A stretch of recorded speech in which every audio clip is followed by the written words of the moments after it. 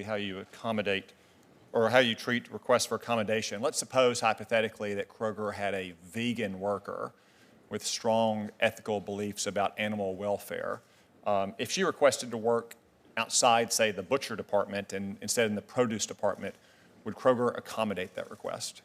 Thank you, Senator, for the question. And it's one of the nice things about one of our retail stores. There's many different areas, and we routinely have people transferring between departments.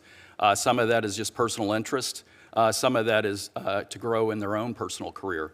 And if you look at our store directors, 70% of our store directors started out as an hourly associate. So it's easy to accommodate somebody, and that accommodation is really based on their own desires and their own interests. Would you make such accommodations based on their Christian beliefs as well? We would not get involved in terms of religious beliefs. Okay, the reason I ask is that you recently agreed to pay $180,000 to settle a religious discrimination case in Conway, Arkansas. In that case, two Kroger employees, Brenda Lawson, age 72, and Trudy Rickard, age 57, declined the directive to begin wearing a new store apron with a multicolored heart symbol on it. They, like many other of your employees, felt uncomfortable with the new aprons because they thought the heart resembled a gay pride symbol.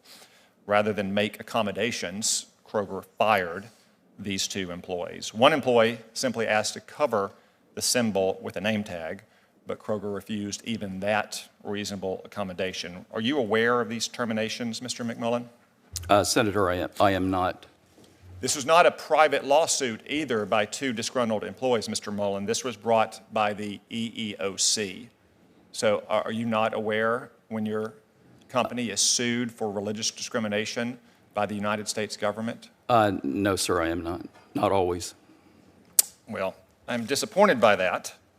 Are you aware that, Mr. McMullen, are you aware that Kroger has something called an allyship guide for its employees?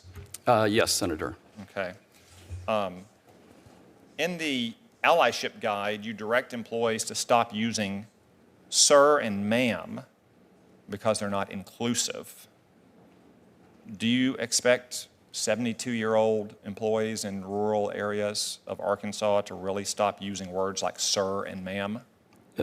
If you look at our allyship guide overall, it's trying to support our associates in going forward and trying to be inclusive for everybody with all different beliefs.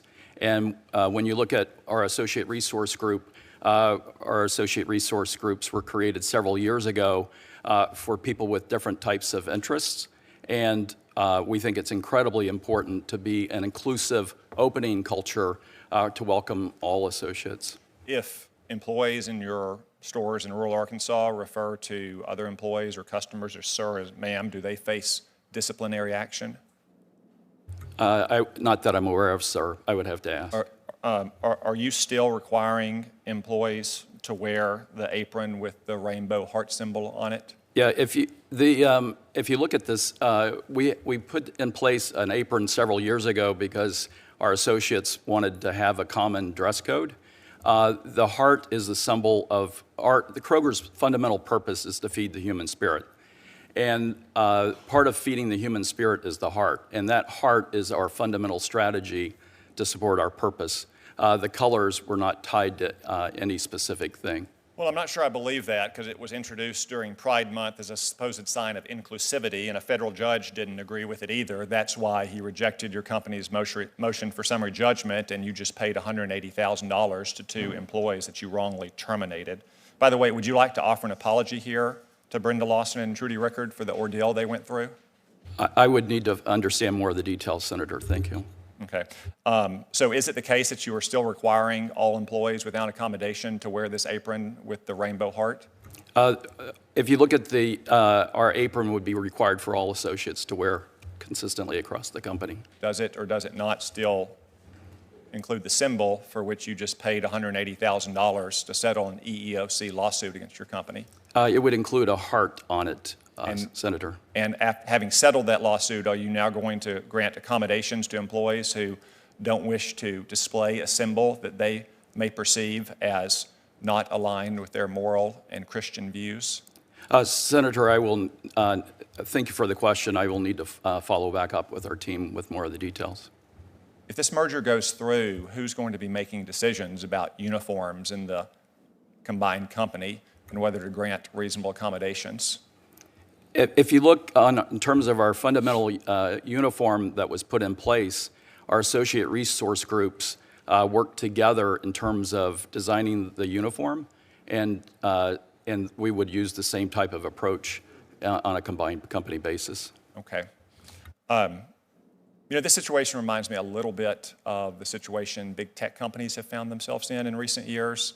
They've come to Washington because they fear regulation from our Democratic friends or action by the Biden administration, and they expect Republicans, who are traditionally more supportive of free enterprise, to come to their defense.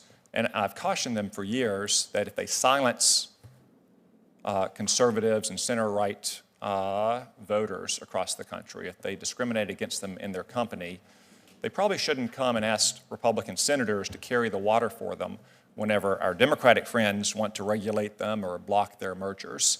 So I've heard a lot of questioning about that today, and I've read a lot about it in the news. And I'll say this: I'm sorry that's happening to you. Best of luck.